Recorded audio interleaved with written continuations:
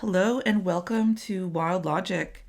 So, this is going to be a special reading. It's going to be about how I use the tarot to heal heartache and to give me a new perspective, a new vision on love. And yes, I had a lot of anxiety. I've had a lot of heartbreak in my life for a variety of reasons, like people do. And I was having a hard time integrating it because something had come along. There was this new energy.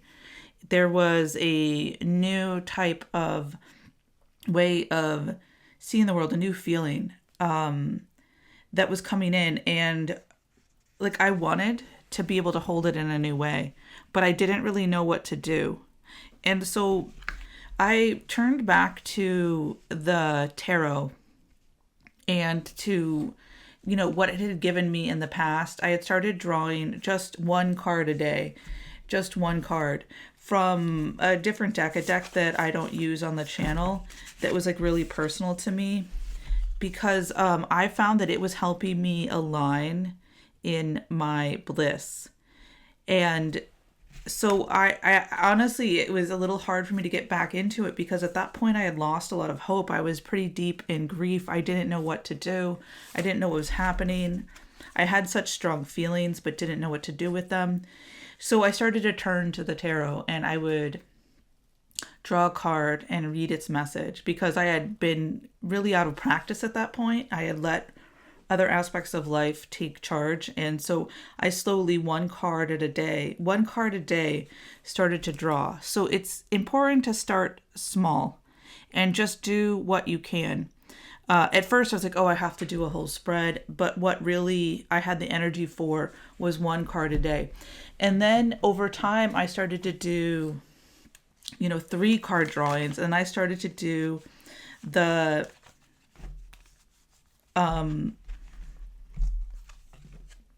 I started doing 3 card drawings, past, present, future, and me and them drawings, and that they were helping me process. But one of the things that I really started to notice is, like I was putting my faith into the cards, but it also felt like there was a lot of risk because I felt very,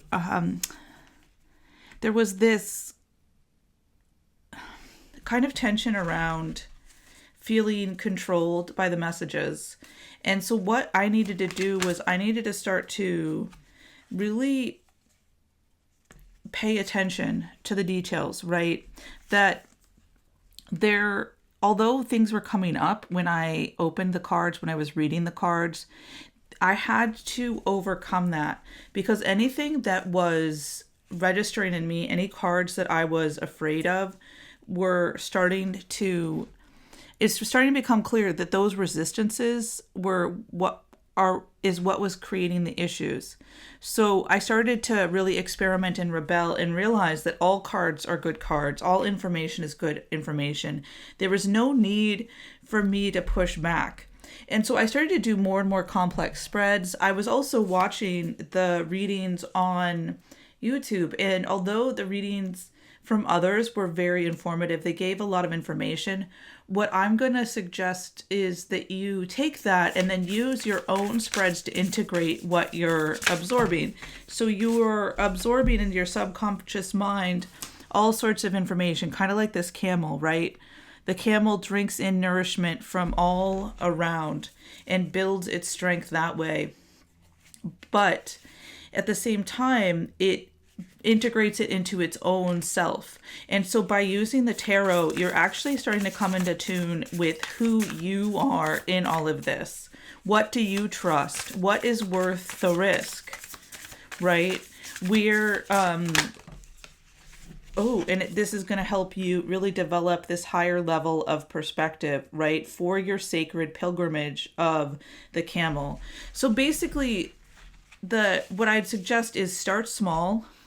Start with what you can integrate. Really take in the messages. Find a deck that resonates for you. Very many decks resonate with me and a lot also don't. You might notice ones that really click for you, the ones that you love, the decks that really resonate. This Pause Tarot really stuck out to me. It was almost too good to be true. I felt at home with it. And it's hard to explain because as much as I take spirituality very seriously, it can get a little bit too heavy for me. And I need to balance that so that my emotions don't get stuck. And this is the kind of thing that I'm satisfied with. Oh my goodness, look at all these cups in a row. So this is really about emotions, right? Having an emotional connection to your deck. That message wants to come out strongly. Is find the decks that really, like, you're just like, wow, they make you feel like the sun. You want to run towards them. They have a really strong, deep, meaningful presence for you. Okay? And you know that they make a good partner in what you're doing. So yeah, that draw, being completely drawn, and they give you a higher perspective. The books, take the time to read them. In the beginning, I took a lot of time to read and digest the information, and then I would also write out the key takeaways. And so I created a spreadsheet. Actually, well, first I just drew it out on paper, and then I didn't want to have to draw it out every day, so I created a spreadsheet that I used to start to help to digest all the overlaying cards and draw connections, and to take my time really reading and processing that. And that helped me to tap deeper into my clairvoyant energy. And also I was building my strength, my muscles in the cards, taking the time to really build it. And that brought in this kind of sacred subconscious. And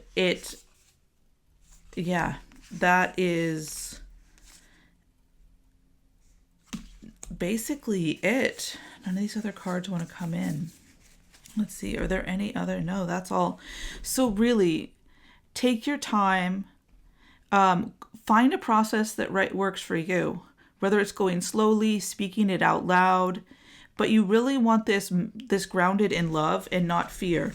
If you find that you're having resistance to your readings, take a moment, take a step back, and ask yourself, like, what's feeling off? Like, what am I afraid of? What energies of the universe am I pushing away, trying to hide in my shadow?